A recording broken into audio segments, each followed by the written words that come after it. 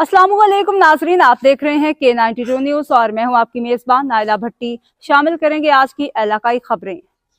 इंसानी हकूक़ के अलंबरदार international peace mission organisation IPMO के executive member, world international human rights council IHRC के एग्जीक्यूटिव मेंबर वर्ल्ड और senior patron Asia doctor Zakir Hussain Adil ने अक़वाम मुत्तहिदा के आलमी दिन 24 अक्टूबर की अहमियत और अफादियत बताते हुए अपने बयान में कहा है कि पूरी दुनिया में कायम हुकूमतें और मुख्तलिफ शोबों के हवाले से मुल्की और आलमी सतह पर कायम गैर सरकारी इदारे अक़वाम मुत्तहिदा उसके दीगर कायम इदारों के इंटरनेशनल आर्टिकल्स और सेक्शन से इस्तेफ़ादा करते चले आए और आज भी इस्तेफ़ादा कर रहे हैं, लेकिन अब भी इससे आगाही की कमी की वजह से बहुत से इदारे इस्तेफ़ादे से महरूम हैं। डॉक्टर ज़ाकिर हुसैन आदिल ने कहा कि education, technical education, health technology, माहौलियाती तहफ़्फ़ुज़, IT, इंजीनियरिंग, बिजनेस, आबादकारी, सोशल मीडिया, अखबारात, web channels, press clubs, beauty parlours, cooperative और प्रोफेशनल इदारों, NGOs और दीगर कई शोबों में इंटरनेशनल आर्टिकल्स और सेक्शंस के तहत अलहाक, रजिस्ट्रेशन और सनद शनाख्त के हवाले से इस्तेफ़ादे को आम करने की ज़रूरत है,